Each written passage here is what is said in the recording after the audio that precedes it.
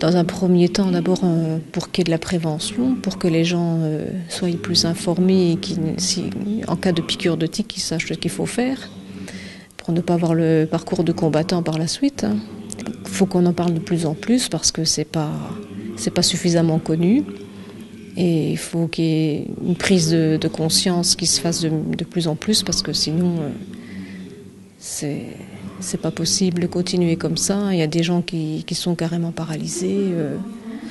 Enfin, c'est des problèmes à tous les niveaux, familial, etc. Alors en tant qu'enseignant, je fais un peu de pédagogie. Du coup, je vais voir si vous avez bien retenu les informations qui sont dans le film. Alors, on dit le ou la tique? On dit la tique. Alors, le tic, un tic, hein, effectivement, c'est autre chose. Ces trois formes, on va les retrouver en général dans la forêt, proximité des chemins, dans les zones herbeuses, mais dans les bosquets, un peu partout dans les parcs, même en ville, dans les jardins également. Et on va les retrouver du moment que la température n'est pas trop chaude, environ en dessous de 23 degrés, et surtout qu'il y a une humidité assez importante. Ce qu'elle ne supporte pas, c'est la sécheresse. Elle n'aime pas rester en plein soleil. Pour le moment, je me débrouille toute seule parce que je n'ai pas trouvé un médecin qui m'a vraiment aidée. Ça, il faut faire attention aussi parce que c'est malheureux, mais il y a des médecins qui profitent de la situation. Ils vous font croire qu'ils vont vous soigner, qu'ils vont vous guérir, puis finalement, vous laissez la fortune chez eux, une fortune pas possible, et puis il n'y a pas de résultat. Et quand vous allez de plus en plus mal, parce que finalement, ce qu'ils vous ont donné, c'est pas toujours ce qu'il faut, et bien, plus personne. Moi, j'ai eu le cas, donc récemment, et là, j'ai été très, très déçue, et j'ai eu beaucoup de mal à m'en remettre. Maintenant, pour le moment, je me débrouille seule. Eh bien, il n'y a plus d'endurance, donc le moindre effort, on est très, très fatigué. Douleur au cervical, la nuque est tout le temps raide, ça craque. La mâchoire, j'ai déjà eu la mâchoire bloquée. Mais elle fait encore mal malgré que j'ai fait de la kiné pour la mâchoire, mais ça fait toujours mal quand même. Le dos, colonne vertébrale, pareil que la nuque, c'est raide, c'est vraiment, il n'y a plus de souplesse dans les articulations. Des fois dans les pieds, le matin quand on se lève, on a l'impression d'être un morceau de bois. Bon, puis à part ça, comme je vous dis, donc il y a aussi un côté, le moral forcément, elle prend un coup, puisque quand on ne sait plus assumer, on ne sait plus aller travailler, même au quotidien, faire son ménage, etc., c'est très très difficile. C'est un petit peu tous les jours, mais on ne sait plus faire beaucoup de tâches ménagères en une fois. Donc on se sent diminué, on a l'impression d'avoir pris 20 ans d'un coup, quoi. Et c'est très pénible à vivre à tous les points de vue. Je prends des traitements par moi-même, donc je le dis, par des traitements naturels. Donc pour le moment, je prends de l'argent colloïdal. Bon, maintenant, je ne sais pas si c'est recommandé ou pas, ça, mais bon, ça me fait du bien, donc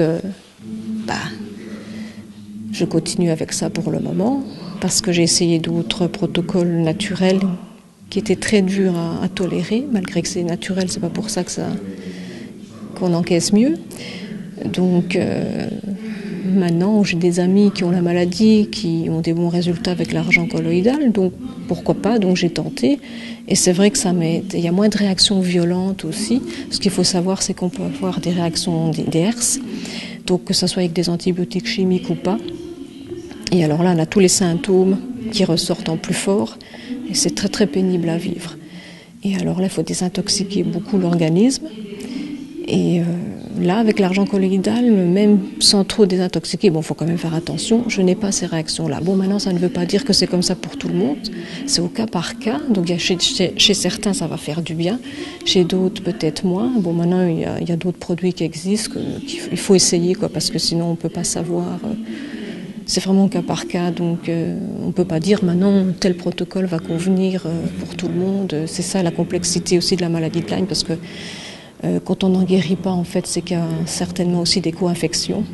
Et ça, c'est encore une fois quelque chose qui n'est même pas connu par les médecins. Donc on en est vraiment très très loin. Heureusement qu'à l'Institut de santé publique qui commence un petit peu à bouger, comme on a pu le voir récemment, aux informations, et qui va commencer à récolter les tiques pour faire des analyses. Mais encore une fois, c'est dommage que ces analyses vont être envoyées aux Pays-Bas. Donc je ne sais pas pourquoi en Belgique on n'est pas peut-être capable. Pourtant on a des laboratoires aussi, du côté d'Anvers je pense, médecine tropicale. Pourquoi, je n'en sais rien. Bon, est-ce qu'au niveau des ministères de la Santé on ne donne pas assez de moyens aux chercheurs? Sans doute aussi, ça c'est une autre problématique. Et voilà, donc même au niveau du ministère, je pense qu'il n'y a pas suffisamment de prévention. La maladie de Lyme, on en parle depuis quand même pas très très longtemps, donc je vais dire, il n'y a pas eu par le passé beaucoup de choses qui se mettent en place au niveau de la province. On s'y en intéresse et on aide surtout les acteurs qui souhaitent développer des choses. Donc comme par exemple ici, il y a une organisation pour essayer de discuter de la maladie de Lyme, pour voir au niveau de la prévention ce qui est possible de faire. Et donc là, on se fait vraiment un plaisir de soutenir.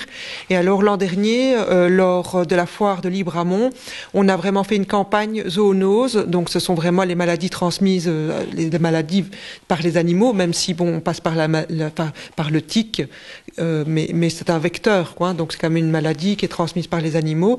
Et donc là, on a fait vraiment une campagne aussi de prévention. Et alors au niveau aussi des plaines de vacances, là aussi on essaye, parce que là c'est vraiment aussi un moment où on va se promener, les jeunes vont se promener, donc c'est un moment important aussi. Et puis au travers des jeunes, on peut toucher comme ça les parents et on peut aussi la prévention. Ils vont retenir ça toute leur vie. Donc ça, c'est vraiment un moment aussi important pour pouvoir prévenir. Et donc là, il y a des campagnes aussi au niveau des jeunes. Alors ces tiques, il y a peu de temps, on disait, l'Ixodes, celle qui transmet entre autres la maladie de Lyme, on disait qu'il n'y en avait que dans le nord-est de la France, très peu dans le sud. Alors c'était vrai sur les dernières cartes et sur les cartes de 2016, les dernières qui sont actualisées, ils en ont même retrouvé en Espagne, ils en ont même retrouvé maintenant dans le Maghreb. Donc il y en a partout, avant on n'avait pas non plus trop en Italie, il y en a partout maintenant. Donc on peut dire que tous les départements en France, enfin toutes les régions en Europe, sont également contaminés. Donc la conférencière de ce soir, elle est docteure en parasitologie à l'université de Nancy. Elle est aussi dans la recherche, donc elle se bat aussi avec les malades pour qu'il y ait des reconnaissances, pour qu'on puisse avoir des tests fiables et des traitements. Et elle est aussi en microbiologie, en pharmacie aussi, elle est spécialisée aussi en pharmacie, donc c'est quelqu'un qui connaît très bien le sujet et qui vient de lancer un projet aussi sur le pays de Bitche en France. Pareil, là aussi, ils appellent les citoyens à récolter les tiques pour après faire les analyser au sein du laboratoire de l'université de Nancy. Il y a plus de tiques qui sont liées entre autres également aux modifications du climat, l'apparition du gibier, il y a plus de gibier, il y a plus de rongeurs, on va plus dans les forêts.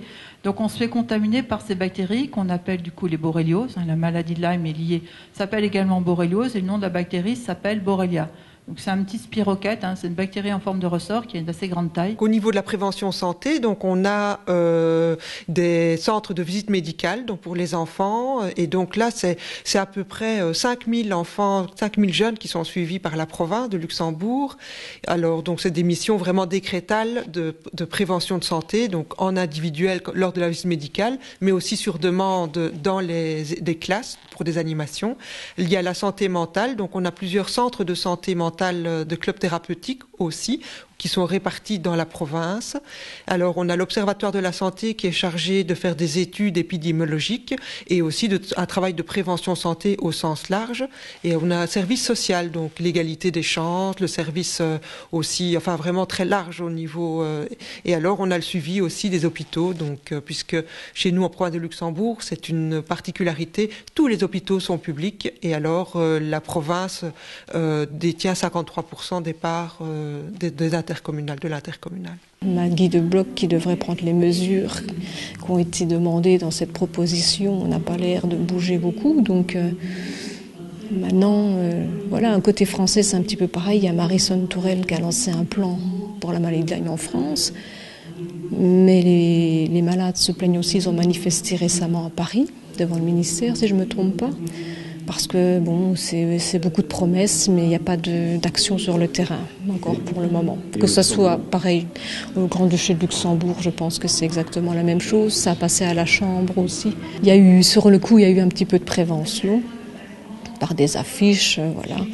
Et puis depuis, on n'entend plus rien dire apparemment. Donc, c'est pas non plus... Je pense que ça concerne toute l'Europe et que malheureusement, il n'y a pas un pays vraiment qui... Peut-être l'Allemagne parce qu'ils ont un centre spécialisé, mais le centre est privé, donc ça c'est encore différent. On les laisse faire, donc ceux qui veulent, ils peuvent faire des recherches aussi au sein de leur centre. Voilà, mais c'est pareil, même les Allemands, s'ils vont se faire soigner dans ce centre spécialisé, il n'y a aucun remboursement.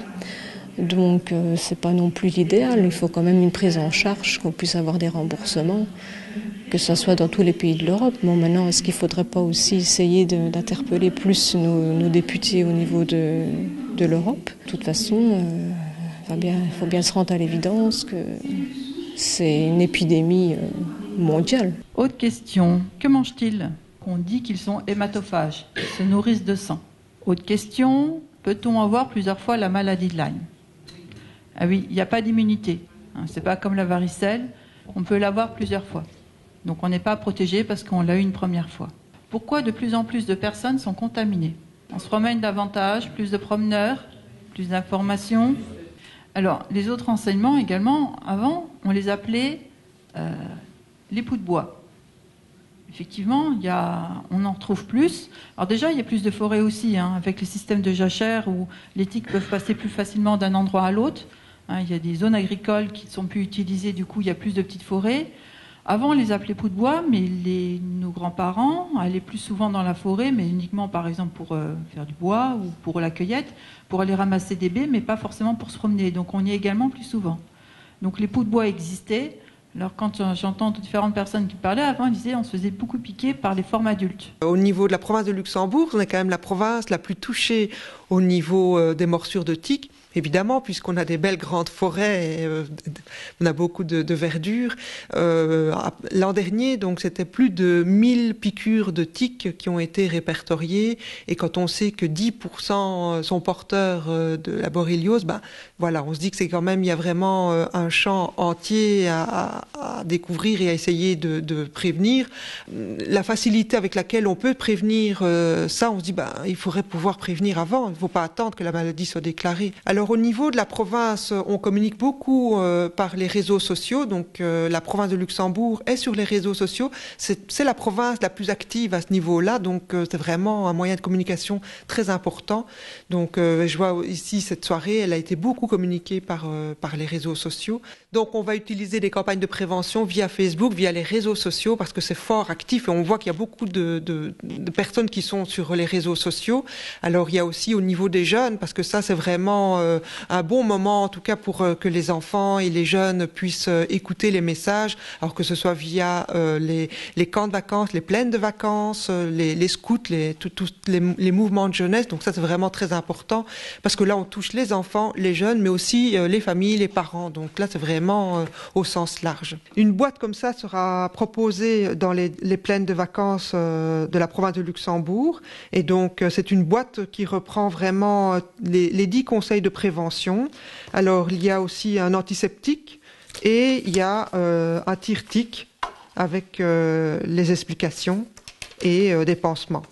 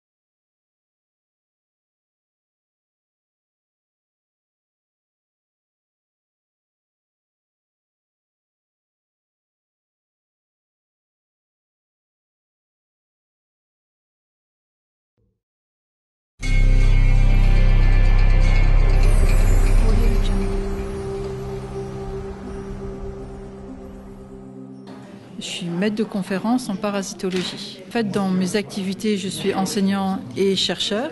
Je travaille dans un autre domaine de recherche qui est les virus dans les eaux.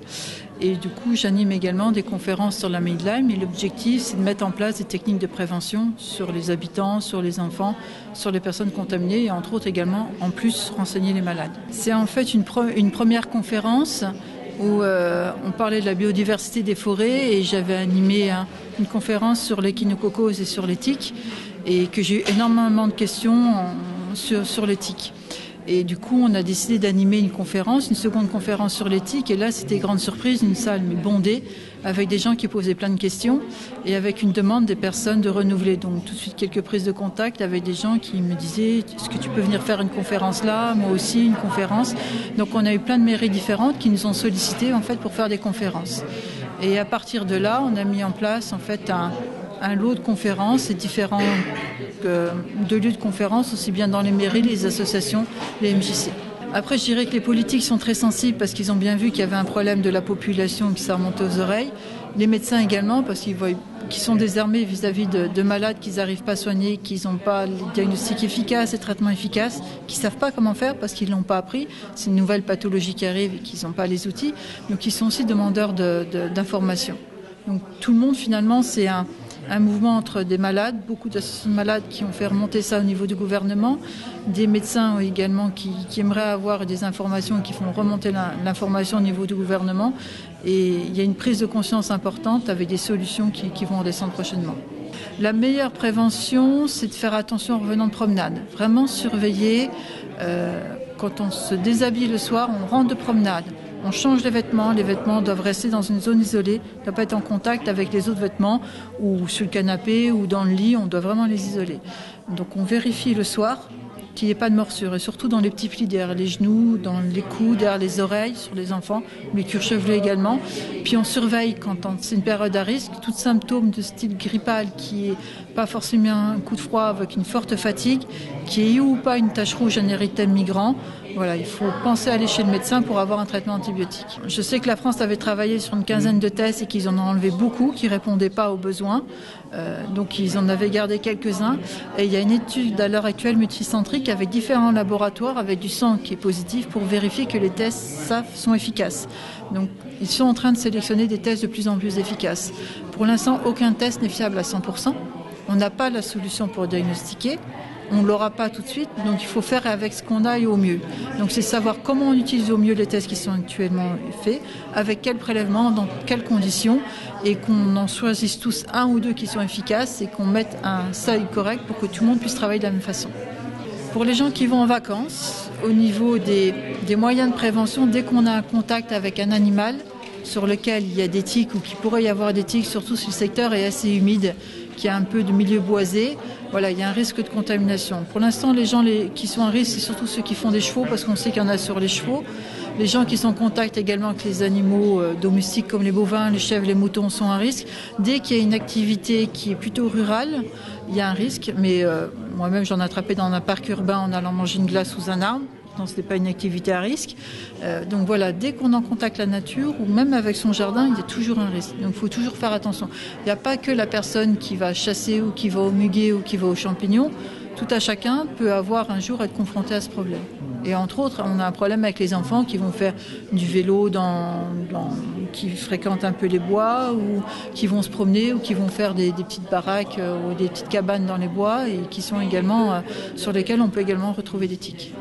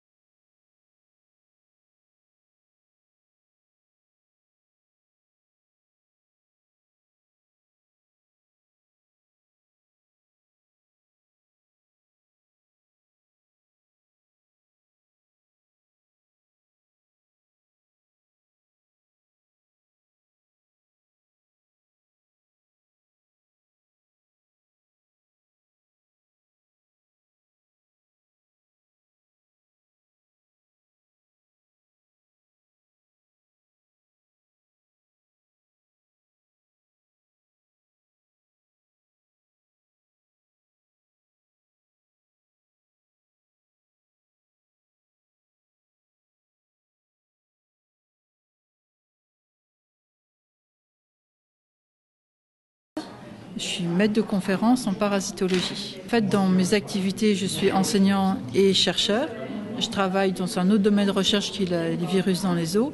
Et du coup, j'anime également des conférences sur la maladie de Lyme. Et l'objectif, c'est de mettre en place des techniques de prévention sur les habitants, sur les enfants, sur les personnes contaminées et entre autres également, en plus, renseigner les malades. C'est en fait une première conférence où on parlait de la biodiversité des forêts et j'avais animé une conférence sur l'échinococose et sur les tiques et que j'ai eu énormément de questions sur les tiques. Et du coup, on a décidé d'animer une seconde conférence sur l'éthique. Et là, c'était grande surprise, une salle bondée, avec des gens qui posaient plein de questions et avec une demande des personnes de renouveler. Donc, tout de suite, quelques prises de contact avec des gens qui me disaient « Est-ce que tu peux venir faire une conférence là ? Moi aussi, une conférence. » Donc, on a eu plein de mairies différentes qui nous ont sollicités, en fait, pour faire des conférences. Et à partir de là, on a mis en place, en fait, un lot de conférences et différents de lieux de conférences, aussi bien dans les mairies, les associations, les MJC. Après, je dirais que les politiques sont très sensibles parce qu'ils ont bien vu qu'il y avait un problème de la population qui s'est remonté aux oreilles. Les médecins également, parce qu'ils sont désarmés vis-à-vis de malades qu'ils n'arrivent pas à soigner, qu'ils n'ont pas les diagnostics efficaces et traitements efficaces, qu'ils ne savent pas comment faire parce qu'ils ne l'ont pas appris. C'est une nouvelle pathologie qui arrive et qu'ils n'ont pas les outils. Donc, ils sont aussi demandeurs d'informations. Donc, tout le monde, finalement, c'est un mouvement entre des malades, beaucoup d'associations de malades qui ont fait remonter ça au niveau du gouvernement, des médecins également qui aimeraient avoir des informations et qui font remonter l'information au niveau du gouvernement. Et il y a une prise de conscience importante avec des solutions